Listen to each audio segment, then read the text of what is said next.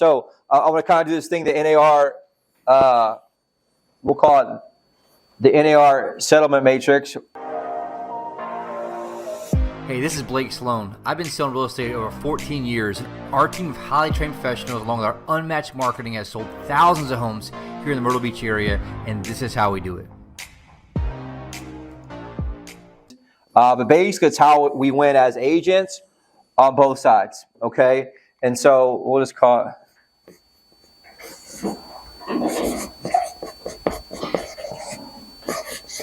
NAR Settlement Matrix. So by far the most important part, what do you think the most important part? I mentioned this last week, but what do you think the most important part that you're going to have to be able to articulate to consumers? Value, your company's value. Value, what else? You have to articulate. You're going to have to get very, very good at understanding and articulating the economics. Why? Your commission now is under a microscope, right? They're looking to justify every possible thing. And there's a lot of idiot agents out there that are dumb. There's one guy I know, one of my mastermind groups, I'm pretty friends with him. He's always changing everything. And he was trying to post in the group, he won't start charging hourly. And I'm like, you're an idiot. That's pretty much what I said. I said, you're an idiot, you're on the race to the bottom. Well, my attorney does is what he said. Well, yeah, the problem with attorneys, you have to do what? Go to college, go to law school, pass the bar. In real estate, what do you got to do? Pay $400 and go to an online class and you're a realtor. So your hourly doesn't compare to anything that has to do with how a lawyer operates. They went through a lot more, sacrificed a lot more, have hundreds of thousands of debt in student debt that they have to worry about, and it's a lot more difficult because it has a much higher bar.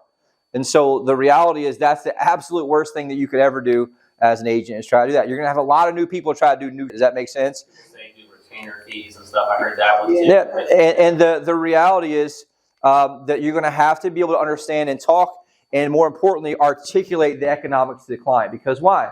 They're confused about what they see in the news, and more importantly, they're curious about what that is. Because guess what? All of a sudden, they feel like, well, what's happening?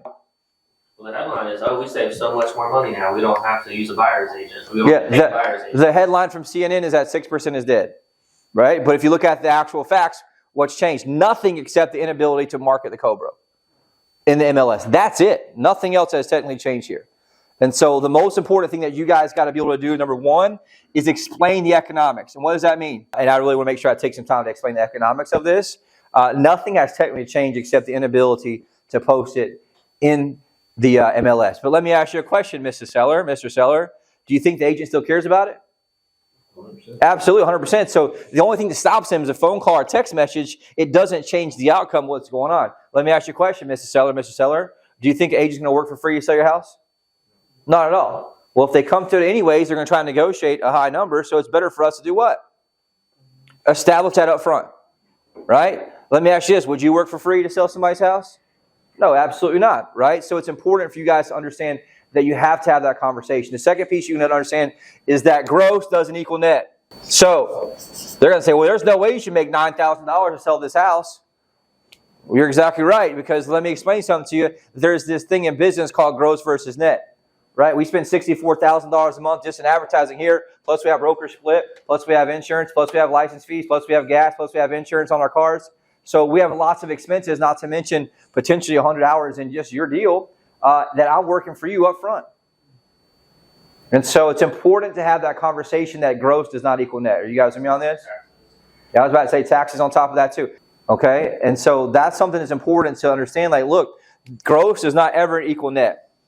And so the better you are just being real and having a conversation and communicating this to them simply, makes a lot of sense. So I say, hey, Mr. Seller, if you're in a desert, right, what do people want? Water. So if we're in a desert of commissions with weak agents not offering and co-broke, what do we want to offer buyer's agents out there who are hungry and starving? Water. And so that water in our scenario is commission. Or you can have a cheap commission, a low commission, drop your price $25,000. Right? It doesn't make sense to short, and always use this. We can't be stepping over dollars to pick up nickels. Why do you use that analogy? Because people can see it, visualize it, understand it. Say, Mr. Seller, last thing we want to do here is start stepping over dollars to pick up nickels. This business has worked perfectly for over 100 years in this certain way. Because there's a couple of news headlines the last thing you want to do is change it. But guess what? It does not change. It does not change psychology of humans. They still want to eat. They still want to have a shelter over their head, and they're still not going to work for free. And so we want to pay them what they're worth so that everyone wants to come and buy our stuff. It's on the listing side, right? If I'm on the buyer side, it's a very similar conversation. Here's the deal. You guys want the absolute best, right? There's another thing I have in here that just because you can doesn't mean you should. And what that means is I can get my taxes done at Walmart. But that doesn't mean I'm going to get my taxes done at Walmart. Why? Because I'd be an idiot to do so. I'd lose a lot more money in the amount of taxes or potential penalties I paid or potential audit that I have versus paying my accountant who's very, very expensive to do that. Does that make sense? And so it's important for us to understand, like, look, you have to understand you're getting what you're paying for here. You're buying the largest asset in your entire life. That's multi-six-figure deal here that you're going to pay for 30 years. Does it make sense for you to run around calling a bunch of listing agents who don't represent you? No. Okay, well, won't we go ahead and make sure we get you protected just like I would in a courtroom? I can Google. I even got AI now, and I can really Google some stuff about law. Does that make sense for me to represent myself in court? Not at all, right? Because they understand the nuances and how the process works in court. It's the same exact thing here. There's a lot more to it than just looking at houses online and making an offer. Nuances and make or break the overall piece, right? So it's important for you to understand both sides. You guys need to articulate very well the economics, both on the listing side. So I kind of made an example of that, right? What do people want? In a desert, you got to ask the question because we need people to come to that conclusion by themselves. And you understand, look, nothing has changed except you're going to need a visual to show them because they're not going to trust you in the first place, right? So we'll make sure we have the printouts from the realtor stuff in the beginning in the short term. But I think what you'll see is a short-term issue, and then all of a sudden it's going to go back to kind of where it needs to be. I do think there's be continual pressure on it, yes, but it's going to be easy to justify where you're at. Does that make sense? Overall in that scenario. You're going to make sure you understand and be able to have value on the buyer side. And on the listing side, like all you got to do is just explain it to me. Look, here's the deal. You have two people working to put deals together. Do you want a lot of people? We have 6,000 agents. Do you want them hungry to put their buyers on your listing, or do you want them to ignore your listing? It's a simple question, right? Well, I want them to sell it. Okay, well, do you think you got to pay them money? Yes or no? Yes. Okay, do we want to pay them the least amount of money, or do we want to pay them a fair amount of money that they're going to bring a buyer to see your property? Or we can pay the least amount of money, drop your price $20,000, and then they're still going to negotiate 3% when they come bring the buyer. So, which one do you want to do? And this is going to take time of you just doing what? Slowing down, understanding the economics first, and then articulating the economics to them in a very simple way to understand it. Okay? And use these very, very important phrases, right? Money always goes where it's treated best, meaning that they're going to go to where they have opportunity. The best agents who sell 80% of the houses and go back, hey, remember the 80-20 rule, right? It's called Pareto's principle. 20% of agents sell 80% of the homes. So if I know that 80% of homes are sold by the same 20%, do I want them to want to sell my house? Yeah, the last thing I want to be is known as a person who doesn't offer a co-broke, and no one's going to want to look at my houses. You know what's going to happen to them? They're going to go out of business. You know what's going to happen to their clients? They're going to lose money, right? And it's just one of those things that it's a service-based business, meaning that a human being is involved, right? And they're going to have to get paid to do their service. Does that make sense? Right? Same thing from a restaurant standpoint, same thing from a lawyer standpoint, same thing from a doctor standpoint. Okay? But you're going to have to make sure they understand the economics of this situation, but also the economics of their situation, meaning what? Largest asset for most people. Very, very important to understand that. You guys with me on that? Look, the last thing you want to do is gamble with your largest asset, something you're going to spend multi-six figures for and pay for 30 years. And you're going to have the one thing that's really going to help make or break this is lots and lots and lots of, what do you think? Third-party stories. I've already seen one where a lender posted this, where the buyer says, I'm not going to use an agent now on the buy side. I'm going to negotiate myself. I want to have an attorney write up the contract. That's the thing. I've seen a bunch of that a few times, right? They gave the example where their client, this mortgage broker posted this, found an attorney who'd write the contract, everything for $1,500. Whole thing. Right? They did it, found it, wrote the contract, designed the contract, wrote the contract up, submitted it to the agent. Guess what happened? They got beat out, didn't accept it, and they hit their credit card $1,500. So that's welcome to the world of trying to step over dollars and pick up nickels. And so I'm going to have that screenshot to share with you guys so you can pull it up as a backup and say, look, you can do that, but here's exactly what happens. Why? Because the attorney doesn't know the market. They don't know how to structure the offer to make sure it works. They don't know how to structure the offer to make sure it gets accepted. Does that make sense? They don't know what to look. Do you think an attorney is going to help you set up home inspections, going to be at the home inspection, and help you negotiate all that stuff? They don't know what they're doing in terms of that. And if they do, it's going to be very, very, very expensive, right? Working with an attorney is about $200 an email. And so you got to understand, like, that's the reality, what you're going to have to understand that we're working with here. But you're going to have to tell what? Third-party stories. I'm going to tell the story. What's the lady's name? Do you remember? Who lost 80 grand? She didn't want to pay 3% commission, so she only paid a buyer's agent, and the buyer's agent came and sold her house. The agent sold it to his daughter, right? She later on found out she sold her house for $80,000, less than what it was worth. And only did she find that out afterwards. This is a retired lady who's on a fixed income who needed that money more than anybody else that I've probably seen in a long time. But she made a massive mistake, and I feel no remorse for her because she wanted to save 3%. Right? The absolute worst deals I've ever seen, guess who they are?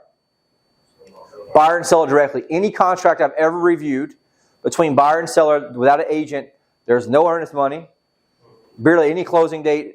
It's either very one-sided or it's basically a worthless piece of paper. And so the problem with real estate, it's very intangible in terms of actual price. And so they think they're getting a good deal, but they really left $50,000 on the table. You guys need to get very good at telling that story for third-party people. Same thing with negotiation. But I need you guys to study, understand the economics, okay? Overall, what it is. So, like I said, you want to say simple third-party stories. Also examples like, hey, just because I get my taxes done at Walmart doesn't mean I should. Okay? Very, very important. I can do my taxes myself. I could use TurboTax for $99, but does that mean I should? No, absolutely not, right? Because I'm dealing with a lot of money that makes or breaks, small nuances that make or break what I get or don't get. Does that make sense for you? It makes sense to have a true professional to do that for you overall. So the whole thing we got to focus on right now in the short term is combating misinformation. How do you do that? You guys need to know it so you're certain about how you do it. So it's important for you guys to make sure they understand, hey, look, I've got to make sure I'm hitting this very hard, but the economics can be the most important part. Why? Because guess what the question is in their mind? The economics. They want to know who's getting paid what. A lot of confusion right now. But technically, nothing should change. Are things going to change? Yeah, because weak agents and people who don't understand what they're doing are going to change their business model without having to. Okay? So you'll see a short-term, middle get wiped out. The innovators get their ass whipped because it's worked this way 100 years for a reason. Does that make sense? Like I said, there's a million flat fee brokers that pop up and disappear all the time. Because guess what you have to stay in business? This small thing called profit. Right? And when you don't have profit, you don't go stay in business very long. And so it's important for us to understand that piece here. The second piece that you must be very, very good at explaining, articulating, is benefits. Why is that? They are under a microscope right now more than ever. They're scoring you up both on the listing side and on the buying side. Why? Listing side, you got somebody on the street offering to take listing at 2.5% total. Benefits, super important piece here.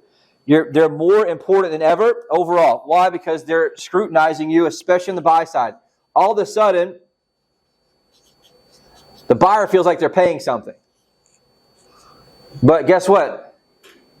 They've been paying all along. It's been based on the price, just like anything. And they should gladly pay for it all along. You know why? They can't finance buyer commission. So it's been a very big challenge based on, so a lender is not going to finance a buyer commission if it's not built in the sales price. That makes sense? That's why many people are having to get that in the form of closing costs or seller paid commission. Does that make sense? It's just how it's always been. It's what the banks feel safe doing. And so that's the reason the buyers people want to pay for that, because otherwise you're going to pay for it out of pocket, which you don't have $9,000 cash on top of your down payment to pay for. And so it's very important to understand that overall. Commission stayed about the same for 100 years. It's actually gone down. But guess what happened to prices? Up 5, 6, 7, 800% in the last few decades. Right? If it wasn't where it is, then we'd have more unemployment because there's like not enough jobs. And like, but so it's important that, but here's the deal. There's actual people out there that believe house prices are high because of commissions. And all you got to do is explain the economics. Well, that's great. Let me ask you this. If commissions stayed the same for the last 100 years. And how come housing prices doubled the last 5 years? That's how you got to say to anybody. It's important for us to understand what?